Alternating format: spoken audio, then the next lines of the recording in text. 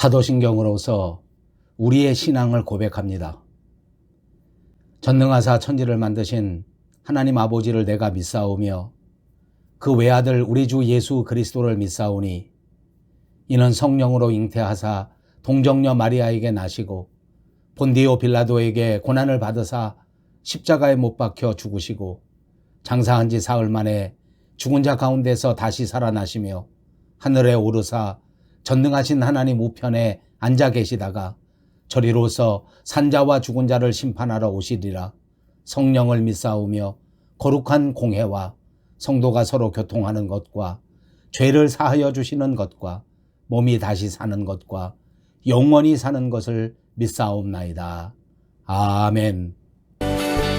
우리 다 함께 기쁜 마음으로 손뼉치며 주님의 이름을 높여드립시다.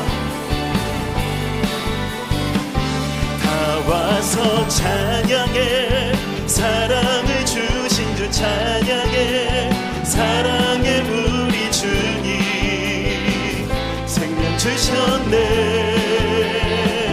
소리쳐 찬양해, 기쁨을 주시는 우리 왕 찬양의 제사 드리며 우리 처음부터 한 번 더 고백합시다.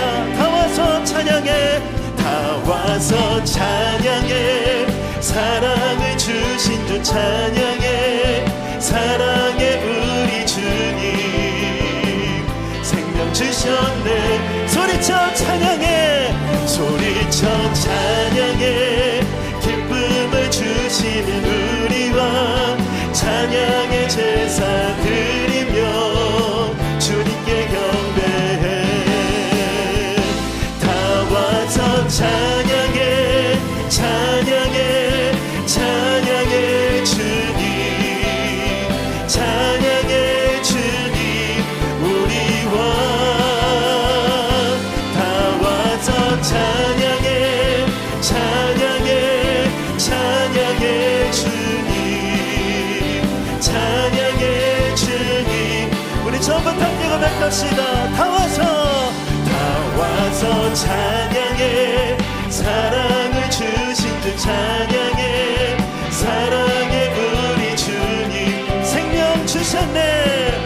소리쳐 찬양해, 소리쳐 찬양해, 기쁨을 주시는 우리 왕 찬양의 제사 드리며 주님께 경배해.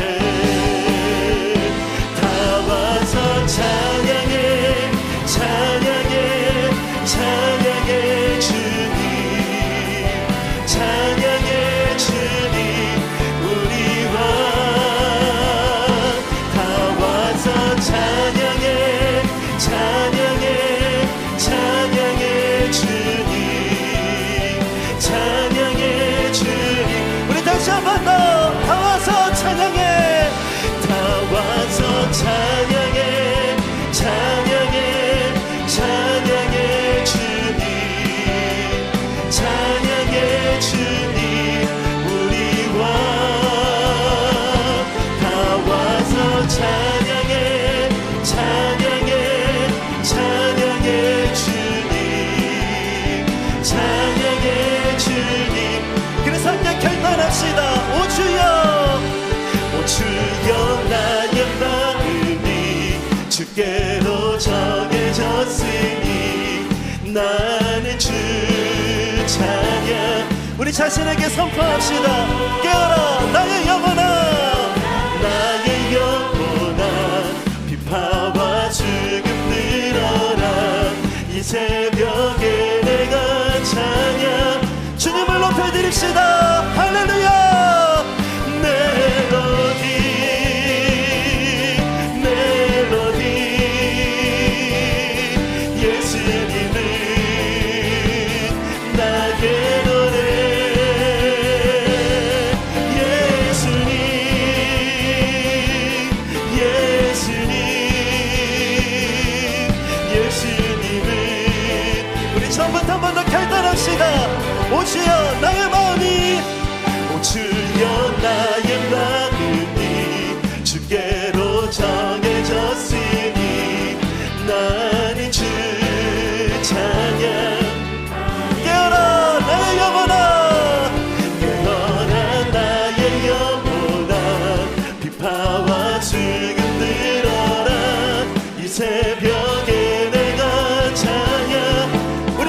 목소리로 주님을 높여드립시다. 멜로디 멜로디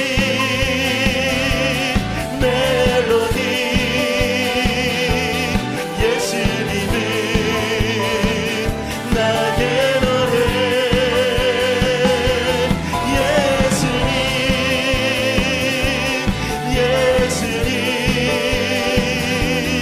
예수님은 찬양의 이유가 되신 주님을 높여드립시다. 멜로디 할렐루야 멜로디 멜로디 오 멜로디 예수님은 나의 노래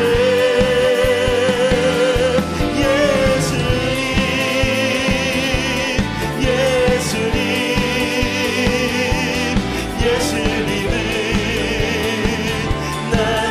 예수님은 나의 노래 예수님은 우리 한 번 더 고백합시다. 예수님은 나의 노래 예수님은 나의 노래 아멘. 찬양받기 합당하신 우리 주님께 영광의 박수를 올려드립시다. 할렐루야. 찬양받기 합당하신 주님만을 높여드립니다. 오늘 예배하는 이 시간이 땅의 것을 생각하지 않고 위의 것을 생각할 수 있는 시간 되길 소망합니다. 그 은혜를 구하며 함께 고백합시다. 저 높은 곳을 향하여 날마다 나아갑니다. 내 뜻과 정성 모아서 날마다 기도합니다.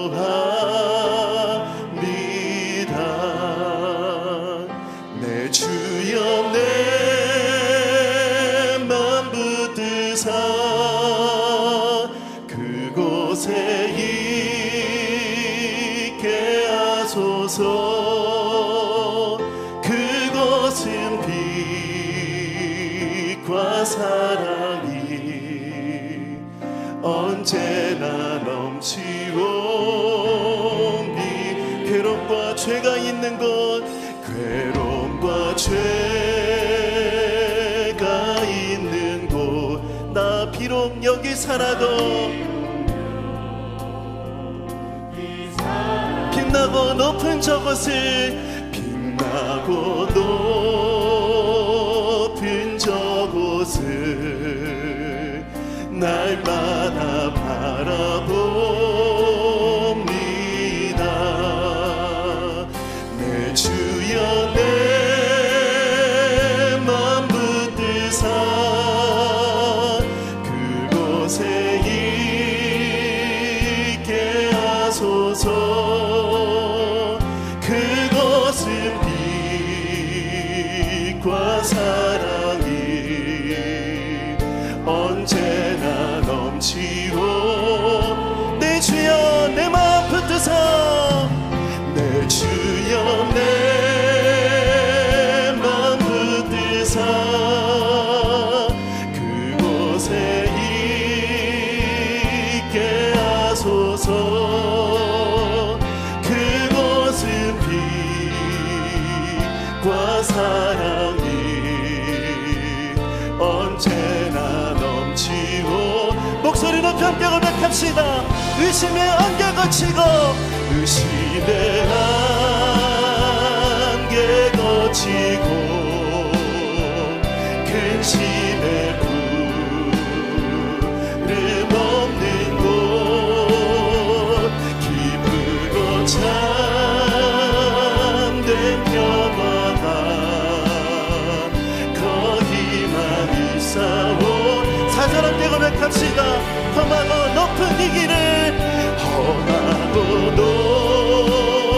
높은 이 길을 싸우며 나아갑니다. 이 믿음의 결단을 주님 앞에 올려드립니다. 다시금 기도하오니 내 주여 인도하소서. 내 주여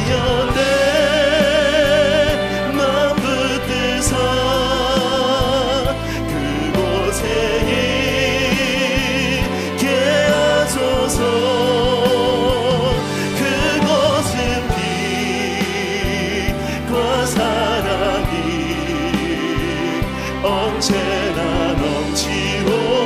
다시 한번 고백합시다. 내 주여, 내 주여, 내 맘 붙드사 그곳에 있게 하소서. 그것은 빛과 사랑이 언제나 넘치고.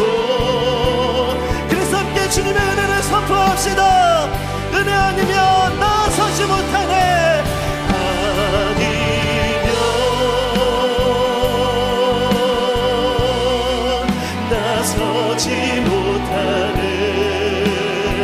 십자가의 그 사랑, 십자가의 그 사랑, 능력 아니면 나서지 못하네.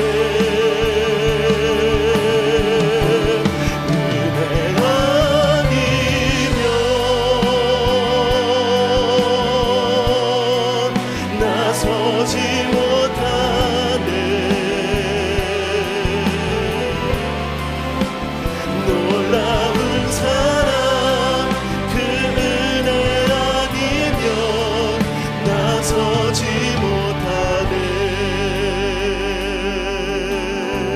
어둠 속 헤매이던, 어둠 속 헤매이던 내 영혼 갈 길 몰라 방황할 때에 주의 십자가 영광의 그 빛이 나를 향해 비추어 주셨네. 주홍빛보다도 붉은 내 죄 그리스도의 피로 씻기려. 완전한 사랑, 완전한 사랑, 주님의 은혜로 새 생명 주께 얻었네. 아멘. 감사합니다 주님. 은혜 아니면, 은혜 아니면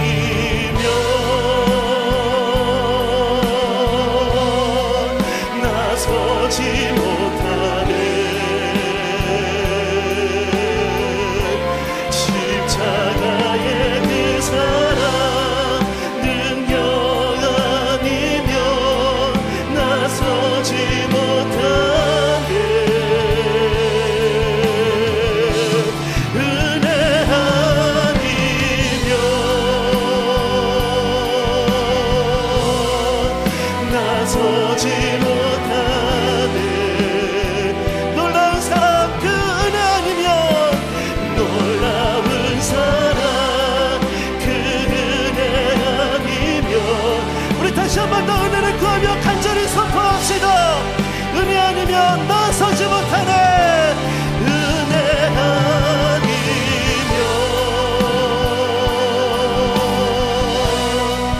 나서지 못하네.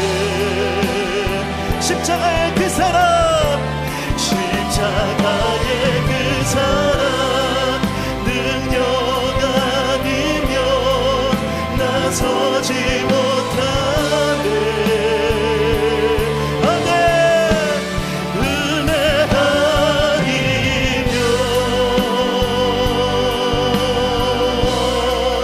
나서지 못하네. 완전한 사랑, 완전한 사랑, 그 은혜 아니면 나서지 못하네.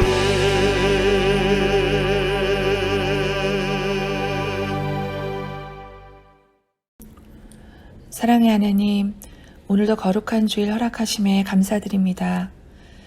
비록 여전히 함께 모이지 못하고 주님을 마음껏 찬양하지 못하며 예배드리지 못하지만 각자의 처소에서 마음과 정성을 다하여 하나님만을 예배할 수 있도록 성령으로 오셔서 저희들을 붙드시고 다스려 주옵소서.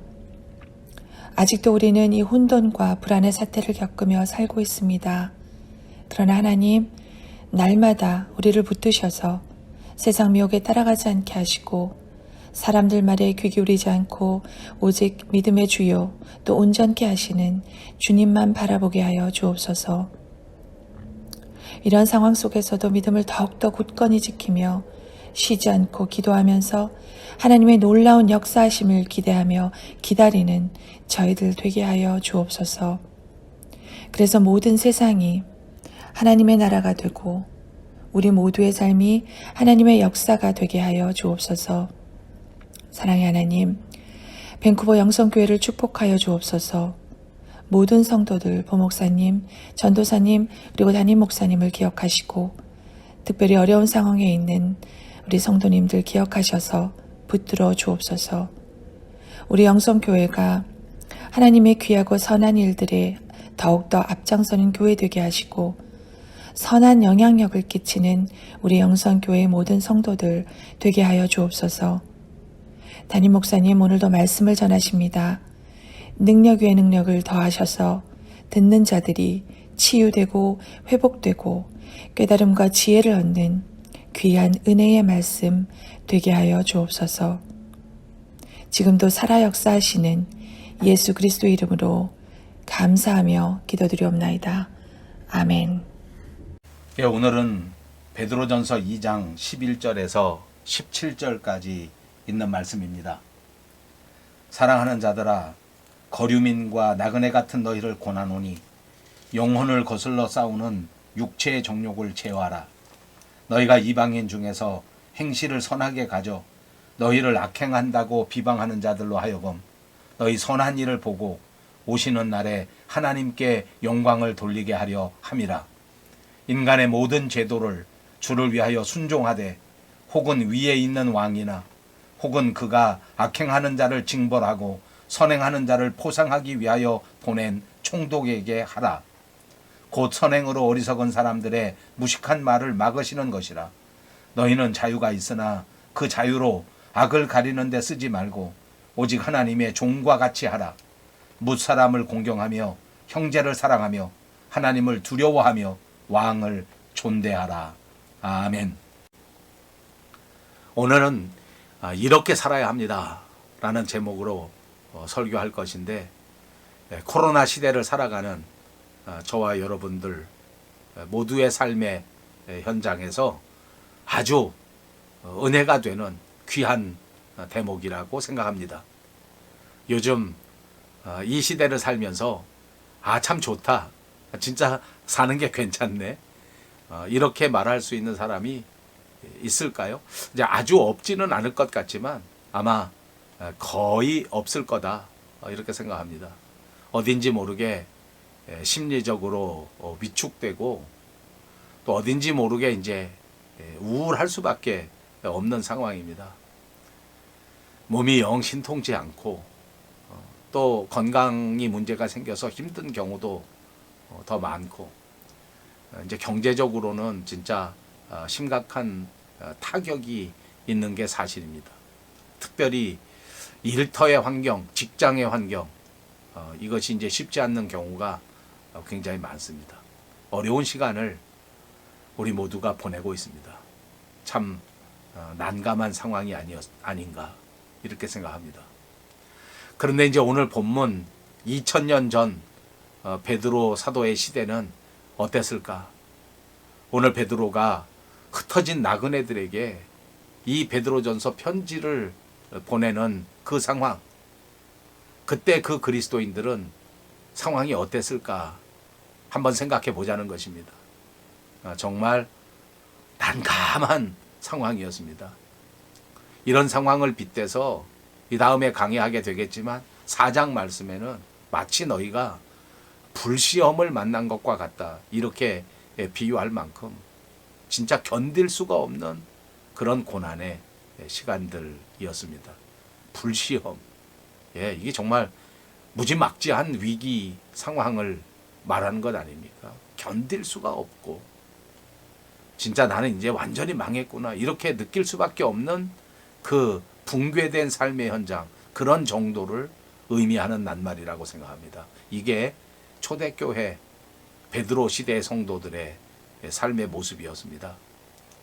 그래서 이제 이 사도 베드로는 예수 믿는 그리스도인들이 이 난감한 상황, 까다로운 상황에서 어떻게 살아야 하나, 그 삶의 대처법을 본문을 통해서 말씀하고 있는 겁니다.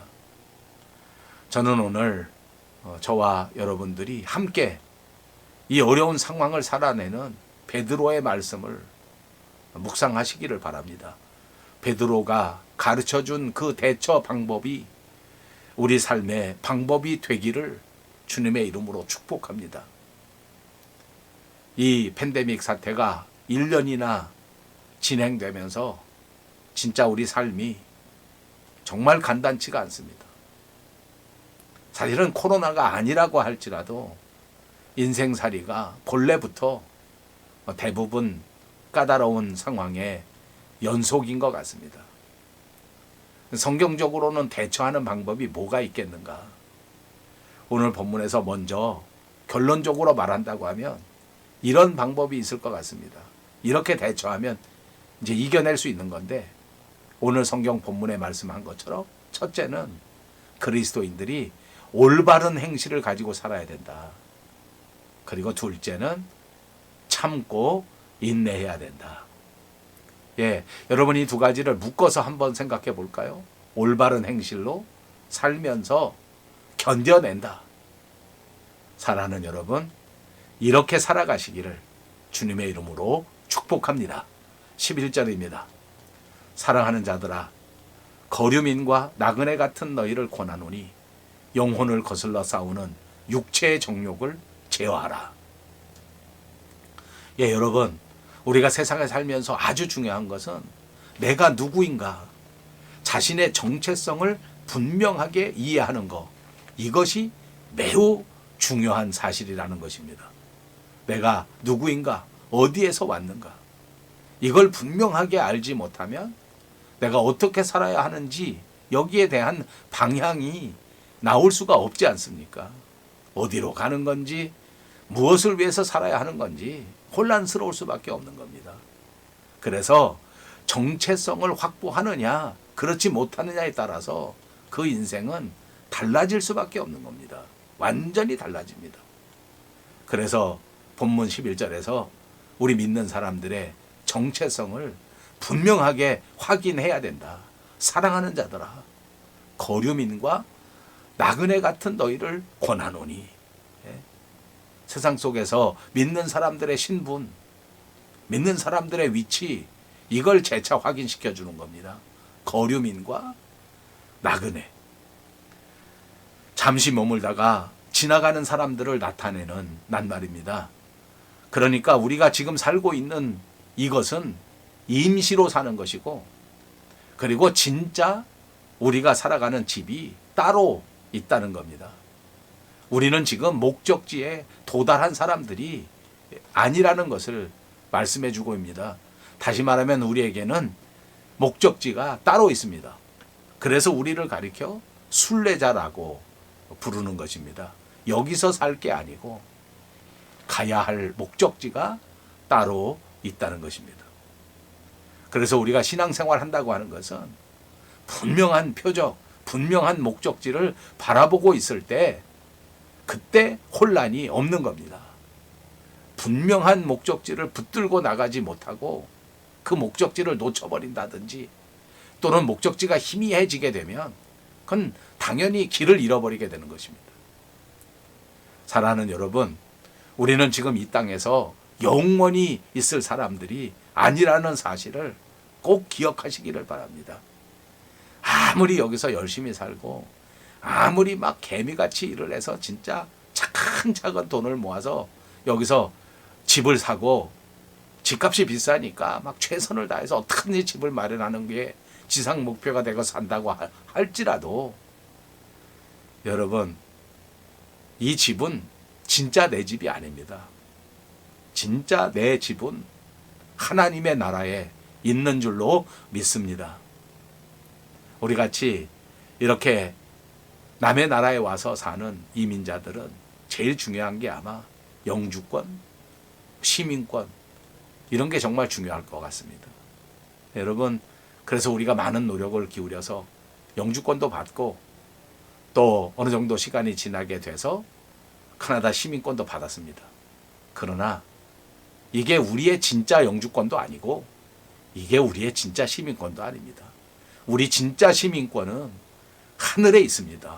이게 우리의 진짜 아이디, 진짜 정체성인 줄 믿으시기 바랍니다. 하나님께서는 우리를 하나님의 나라의 자녀들로 삼아주셨습니다. 그래서 하나님의 나라를 바라보고 하나님의 나라를 사모하면서 살아갈 수 있도록 우리를 만드신 겁니다. 이 세상에 살면서 영원한 나라를 바라보고 이 세상에 살지만 끊임없이 하나님의 나라를 향하여 전진하는 자들이 되어야 될 줄로 믿습니다. 여러분, 하나님이 부르신다면 지금 당장이라도 툴툴 털고 하나님 앞에 가야 되는 게 인생입니다. 아무것도 가져갈 수가 없습니다. 아무것도 소유하고 가는 것이 아닙니다. 여러분, 순례자라고 하는 사람들이 진짜 경계해야 되는 것이 바로 이 경유지인데 불구하고 이것을 목적지로 착각하는 것을 경계해야 됩니다. 우리가 사는 이 세상이 아무리 좋아도 여기서 만족할 것이 아니란 말입니다. 더 나은 영원한 나라, 비교할 수 없는 하나님의 나라에 대한 소망을 내려놓으면 안 된다는 것입니다. 끝까지 하나님의 나라를 붙들고 하나님의 나라를 향해서 나아가는 것, 그것이 바로 신앙이라고 하는 것을 잊지 마시기 바랍니다. 그래서 우리는 이 하나님의 나라를 바라보지 못하게 하는, 우리의 영혼을 어지럽게 만드는 육체의 정욕을 제어해야 한다고 말씀하는 겁니다. 육체의 정욕, 이것은 삶의 목적을 잃어버리게 만드는 유혹입니다. 스쳐 지나가야 할 경유지를 목적지라고 착각하게 만드는 시험이 육체의 정욕입니다. 여러분이 육체의 정욕을 어떻게 관리하는 게 지혜로운 것일까? 영원한 나라를 보지도 못하게 만들고 그냥 당장 이 세상에 그냥 얻는 쾌락에다가 목표를 두게 만드는, 그래서 삶을 모두 다 세상에서 소진하게 만들어버리는 그런 못된 것이 바로 육체의 정욕입니다. 사탄이 사용하는 최대의 무기 가운데 하나입니다. 어떻게 하든지 육체의 정욕을 이용해서 덫을 놓고 우리 사람들을 노략질하려고 틈을 노리고 있는 겁니다. 우리는 그 정욕을 컨트롤할 수 있는 참된 그리스도인들이 되어야 될 줄로 믿습니다. 12절입니다. 너희가 이방인 중에서 행실을 선하게 가져 너희를 악행한다고 비방하는 자들로 하여금 너희 선한 일을 보고 오시는 날에 하나님께 영광을 돌리게 하려 함이라. 예, 여러분의 행실을 바르게 하시기를 주님의 이름으로 축복합니다. 행실을 바르게 한다. 이게 다시 말하면 세상 사람들과는 다르게 살아야 한다, 이런 뜻입니다. 지금 베드로 사도의 편지를 읽는 그 초대교회 성도들의 상황은 말씀드린 것처럼 그 상황이 어떠할까? 이 상황이 너무 어렵다 보니까 거기서 나타난 한 가지 현상 중에 특징이 있는데 그게 비방입니다. 비방. 사실은 1세기 초대교회 때도 그렇고 지금 우리 조국 대한민국의 기독교 모습도 그렇습니다. 우리나라에 교회가 들어온 처음서부터 지금까지 사실 세상은 어떻게 하든지 기독교회를 싫어합니다. 왜 그런지 모르는데 무조건 반대하려고 합니다. 속으로 싫어하는 경우도 있지만 겉으로 대놓고 비방하는 경우도 얼마나 많은지 모릅니다. 여러분, 로마 시대에도 기독교인들을 정말 싫어했던 것 같습니다. 그래서 기독교인들이 악을 행한다고 그렇게 욕을 막 했던 것입니다. 사실 물론 교회가 잘못한 일이 없다는 말을 하는 건 아닙니다. 그렇게 빌미를 주어서 교회는 나쁜 곳이다, 교회 다니는 사람들이 나쁘다, 이렇게 한 적도 없지 않지만, 그러나 일부러 목적을 가지고 이 세상 사람들이 예수 믿는 사람을 갖다가 욕을 한 게 참 많았습니다. 로마 시대에 보니까 제일 먼저 이 로마 사람들이 이 예수 믿는 사람들을 가리켜서 황제 숭배를 하지 않기 때문에 이 사람들이 무신론자다 이렇게 비난했습니다. 하나님을 믿는 것이 아니라 황제를 믿어야 되는데 황제를 신으로 섬기지 않고 어서 이상한 사람 예수를 신으로 섬기니까 이걸 무신론자라고 비난했던 겁니다. 또 로마 사람들은 초대교회 사람들을 가르쳐서 식인종이라고 부른 적도 있습니다. 왜냐하면 교회에서는 주님의 살을 먹고 주님의 피를 마시는데 그게 성찬식인데 그것이 소문이 잘못 나게 되니까 그거를 가르쳐서 예수 믿는 자들은 다 식인종이다 이렇게 욕을 했던 겁니다. 그리고 또 로마 시대에 예수 믿는 사람들을 욕할 때 근친상간이라고 욕을 했습니다. 동성애자라고 욕을 했습니다. 성적인 생활에서부터 문란하다고 욕을 했습니다. 왜냐하면 예수 믿는 사람들이 모이기만 하면 사랑을 얘기하고 형제를 얘기하니까 형제사랑이라는 것이 동성애 간에 사랑한다고 덮어 씌운 거죠. 또 우리의 만남을 통해서 거룩한 입맞춤이라고 하는 말을 하니까 그게 소문이 나서 저 기독교인들은 자기들끼리 막 몸을 섞고 또 자기들끼리 입맞추고 그렇게 하는 부도덕한 집단이다 이렇게 욕을 한 적이 있습니다. 이게 요즘 말하는 가짜뉴스인 것 같습니다. 그냥 비난을 위해서 비난하니까 가짜로 덮어 씌우는 겁니다. 여러분 지금 오늘의 현실도 사실 안티 그리스도인들이 기독교를 욕할 때 이런 짓을 참 많이 합니다. 아까도 말씀드린 것처럼 교회가 욕먹을 일을 한 것도 사실이라 너무 안타깝습니다. 그런데 욕먹을 것 아닌 것도 이렇게 덮어 씌워서 그렇게 비방하는데 아마 요즘 우리 한국 교회에서는 제일 많이 쓰는 말이 아마 개독이라고 하는 겁니다. 개독교. 개 같은 기독교라. 정말 나쁜 말인 것 같습니다. 진짜 어렵습니다. 이렇게 비방합니다. 예, 물론 자꾸 말씀드리기 정말 부끄럽지만 한국 교회가 이렇게 비난을 받고 이렇게 비방을 받는 이유가 무엇일까? 저는 개인적으로 우리 교회가 상식적이지 못한 일들을 자꾸 하기 때문에 그래서 비난을 받는다. 이렇게 자성해 봅니다. 오늘 베드로 사도의 권면도 바로 우리에게 이런 점을 지적하는 겁니다. 이방 사람들 가운데에서 상식적으로 행실을 바르게 해야 된다는 겁니다. 이게 진짜 중요하다고 하는 겁니다. 왜냐하면 세상 사람들이 막 성도들을 비난하고 성도들을 욕하고 하는 이유가 상식적이지 못한 행동을 할 때 그렇게 비난하는 겁니다. 거기다가 막 더 얹혀서 더 덮어 씌워가지고 그렇게 비방을 하는 겁니다. 근데 또 재밌는 것은 이렇게 욕을 하면서도 그 이방 사람들이 안티 그리스도인들이 정말 집중해서 쳐다보는 건 뭐냐면 성도의 행실입니다. 만약 성도들이 바른 행실을 보이게 되면 그렇게 비판하던 사람들도 오히려 예수 믿는 사람들을 인정하게 되고 결국은 하나님께 영광을 돌리게 되더라 하는 말입니다. 믿지 않는 사람들이 믿는 사람들의 바른 행동을 보고 하나님께 돌아오는 역사가 벌어진다는 것입니다. 사실이 그렇습니다. 처음에는 사람들이 그냥 무조건 비난을 합니다. 그런데 그리고 난 다음에 보니까 예수 믿는 사람들이 정말 바른 행실을 하는 거예요. 정말 올바른 행동을 하는 겁니다. 그랬더니 믿지 않는 사람들 마음에 그 마음의 변화가 일어납니다. 믿음이 들어가게 됩니다. 바른 행실을 통해서 전도가 일어난다고 하는 사실을 말씀하고 있는 겁니다.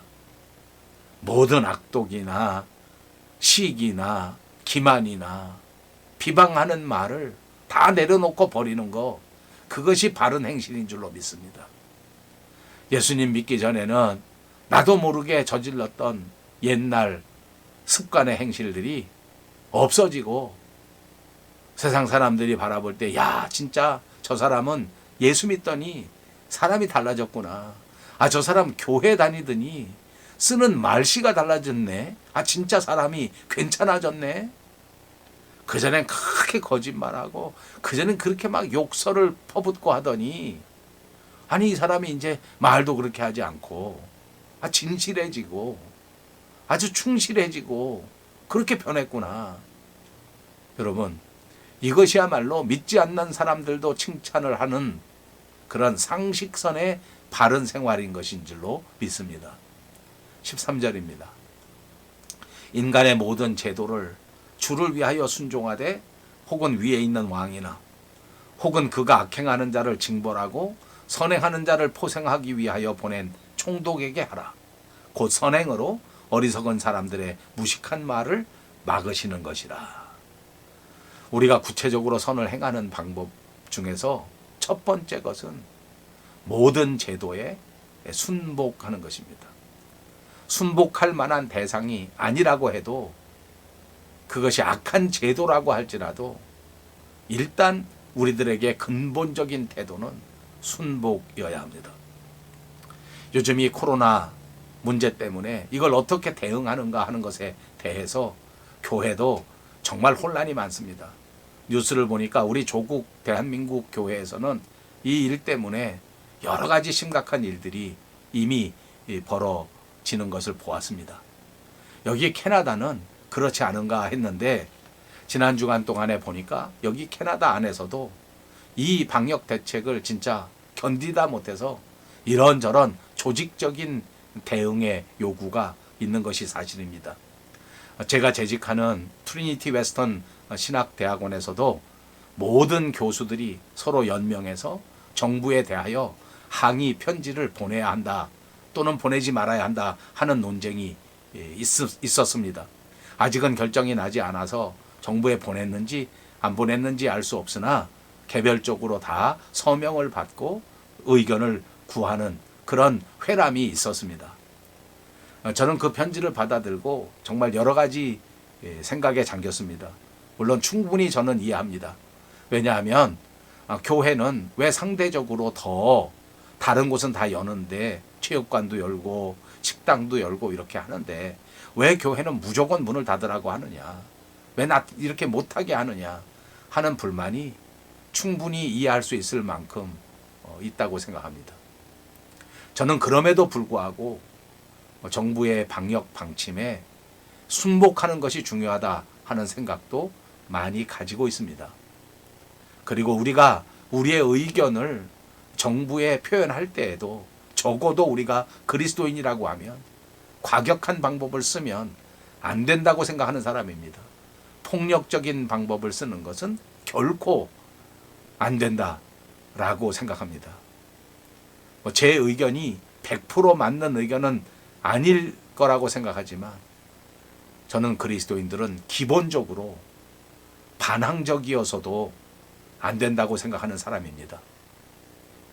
물론 우리의 믿음을 부정하고 우리 교회를 완전히 없애버리려고 하는 시도가 있다고 하면 거기에는 목숨 걸고 단호하게 대응하는 것이 맞습니다. 지금 이 코로나 팬데믹은 전염병입니다. 교회를 발살하려고 하는 것이 아니라 이웃과 사회의 건강을 지키려고 하는 정부의 조치라고 생각합니다. 그것 때문에 우리가 조금 불편하고 우리가 조금 불이익을 담는다고 할지라도 저는 이것을 감수하는 것이 바른 행동이라고 생각하고 있습니다. 이것이 그리스도인들의 참된 태도입니다. 여러분, 세상은 우리에게 좀 더 높은 도덕적 의식을 요구하고 좀 더 높은 윤리를 요구하고 있습니다. 그래서 우리가 도덕적인 문제, 윤리적인 문제에 있어서도 정말 바르게 깨끗하게 살아야 하는 것이 중요하다는 말입니다.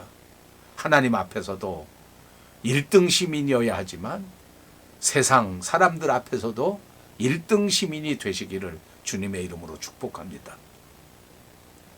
우리 인간이 세운 정부의 모든 제도에 순복하는 이유는 세상을 기쁘게 하거나 또는 세상에 져서 그렇게 하려고 하는 것이 아닙니다. 이것이 바로 하나님의 복음을 위해서라고 말씀드릴 수 있습니다. 예수님의 이름이 하나님의 복음의 역사가 회방받지 않도록 이 세상적인 모든 제도를 순복하자는 것입니다. 2000년 전 초대교회 당시에 로마 당국이 원했던 것은 로마 제국을 유지하기 위해서 평화로운 질서를 요구했습니다. 그래서 그리스도인들에게 로마의 평화를 해치지 말고 질서를 깨지 말라고 그렇게 말했는데, 우리 그리스도인들이 그렇게 순복함으로써 로마의 평화를 깨뜨리지 않고 모든 질서를 깨뜨리지 않는 그런 사람들로 나타나게 된 겁니다. 예수님도 여러분 아시는 것처럼 세상의 모든 제도를 따라서 세금을 스스로도 내셨고 사람들로 하여금 내라고 하셨습니다. 자신이 성전의 주인이셨지만 자신이 세금을 내신 겁니다. 그러면서 가이사의 것은 가이사에게, 하나님의 것은 하나님에게라고 가르치시지 않았습니까? 그러니까 우리도 이 땅 위에 사는 동안 세금도 착실하게 내고, 그러니까 우리도 이 세상에 살면서 여러 가지 주어진 우리의 의무를 소홀하지 않고 모두 다 충실하게 감당하는 것입니다. 선을 행하면서 사는 겁니다. 사실 솔직히 말해서 사람들이 그리스도인들을 비난할 때 대부분은 말도 안 되는 겁니다. 아까도 말씀드린 것처럼 비난을 위한 비난이 많습니다. 그래서 그리스도인들이 하나 조그만 거 한 사람이 잘못한 걸 보고 정말 전체 그리스도인들에게 비난을 하고, 자기들은 훨씬 더 많이 잘못하고 있는데 자기들의 잘못은 아랑곳하지도 않고 교회를 향해서 비난하고 그리스도인들에게 비난을 퍼붓습니다. 그러나 우리는 그런 경우에도 오히려 선을 행함으로써 그들이 스스로 깨달을 수 있도록 만들어야 한다는 것이 오늘 본문의 정신입니다. 그러니까 참고 견디는 것인데, 견디는 자체가 선을 행하는 것, 가장 잘 견디는 것은 참고 선을 행하는 것입니다. 사랑하는 여러분, 자신에게 이익이 없더라도 선을 행하시기 바랍니다. 때로는 억울하게 생각이 될지라도 선한 행동을 하시기를 주님의 이름으로 축복합니다. 그렇다면 하나님께서 우리의 행동을 통하여 큰 영광을 받으십니다. 언젠가는 우리의 선한 행동을 보고 저 사람들도 하나님께 돌아오게 될 줄로 믿습니다. 16절에는 너희는 자유가 있으나 그 자유로 악을 가리는 데 쓰지 말고 오직 하나님의 종과 같이 하라. 우리는 자유로운 사람들입니다. 이 세상에서는 속박당할 것이 사실 없습니다. 세상이 우리의 목숨을 위협해도 우리는 두렵지가 않습니다. 우리는 세상 권세 아래서 힘이 없어서 그냥 순복하는 게 아닙니다. 우리는 왕 같은 제사장이지만 하나님의 영광을 위해서 순종하는 자가 되는 겁니다. 여러분, 진짜 우리들에게는 엄청난 자유가 있는 사람들입니다. 우리 스스로는 놀라운 자유를 가지고 있습니다. 그런데 그 자유를 가지고 내 육체를 위해서 내 죄의 기회로 삼지 않고 오히려 하나님의 종과 같이 자유를 사용하라, 이렇게 권면합니다. 자유보다 더 중요한 것이 하나님이라고 하는 사실을 꼭 믿으시기를 바랍니다. 세상에 그 어떤 것보다 훨씬 더 소중한 것이 하나님이십니다. 자유가 주어졌는데 잘 사용하지 못하면 오히려 그 자유 때문에 스스로를 망치게 됩니다. 자유는 잘 사용해야 빛나게 되는 겁니다. 세상의 모든 것들이 다 그런 것 같아요. 물질도 주어지면 잘 사용해야 되는 것인데 잘 못 사용하게 되면 오히려 자신의 인생을 망치지 않습니까? 하나님의 뜻을 위해서 사용하고 하나님의 뜻을 위해서, 하나님의 영광을 위해서 이 모든 것들을 사용할 때에 내 영혼이 기쁨을 얻고 하나님의 나라가 확장되는 위대한 역사가 있을 줄로 믿습니다. 17절입니다. 무사람을 공경하며 형제를 사랑하며 하나님을 두려워하며 왕을 존대하라. 이 말씀의 뜻은 사람과 바른 관계, 그리고 하나님과 바른 관계를 정립하면서 살라는 것입니다. 모든 인간은 다 똑같이 하나님의 피조물입니다. 그래서 내 생명이 귀하면 남의 생명도 귀합니다. 내 인권이 소중하면 다른 사람의 인권도 소중합니다. 주님은 사람이 온 천하를 얻고도 자기 생명을 잃으면 무엇이 유익하냐 물으셨습니다. 생명의 가치는 하나님의 피조물이라는 것과 천하와도 바꿀 수 없다는 데 있는 겁니다. 그래서 우리가 살면서 스스로 자기 자신을 너무 자학하거나 자기 자신을 해치는 자해나 이런 것들 하면 안 됩니다. 자살도 더더욱 하면 안 됩니다. 생명은 그 소유권 자체가 하나님께 있는 것이고 그 관리권도 하나님께 있는 것입니다. 이것이 믿는 사람들이 취해야 되는 태도인 줄로 믿습니다. 구약성경 신명기 6장 5절에 보시면 너는 마음을 다하고 성품을 다하고 힘을 다하여 내 하나님 여호와를 사랑하라. 사람을 사랑하는 거, 하나님을 사랑하는 거, 우리 결단코 소홀히 해서는 안 됩니다. 근데 정말 명심하실 것은 사람 사랑하느라고 하나님 사랑하는 거 소홀하면 더 안 됩니다. 세상 사랑하느라고 하나님 사랑하는 거 소홀하면 안 됩니다. 사업 때문에, 친구 때문에, 직장 때문에 하나님 멀리하면 결코 안 됩니다. 고통 때문에, 질병 때문에 하나님을 떠나가도 절대로 안 됩니다. 마음을 다하고 성품을 다하고 힘을 다해서 하나님을 사랑하고 하나님을 섬겨야 될 줄로 믿습니다. 이것이 저와 여러분이 해야 할 일입니다. 이렇게 살아야 할 줄로 믿습니다. 이게 그리스도인입니다. 이게 하나님의 자녀입니다. 이게 하나님의 백성입니다. 이 세상에서 그냥 마음대로 먹고 마시고 입고 살지만은 그러나 우리는 이 세상 사람이 아닙니다. 우리는 하나님의 백성입니다.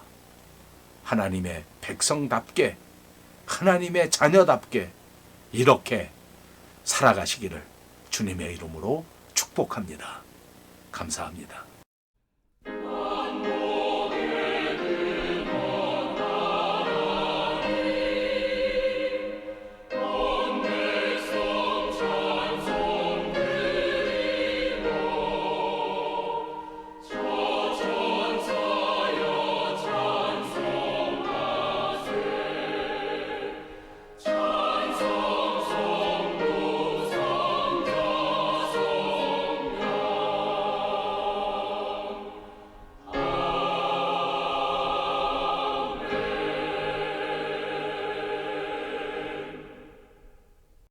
지금은 우리 주 예수 그리스도의 은혜와 하나님 아버지의 극진하신 사랑과 성령님의 감동, 감화 그리고 충만케 하시는 역사가 오늘 이 땅 위에 살아가지만 하나님의 백성답게 하나님의 자녀답게 살아가기를 소원하는 귀한 권속들 머리머리 위에와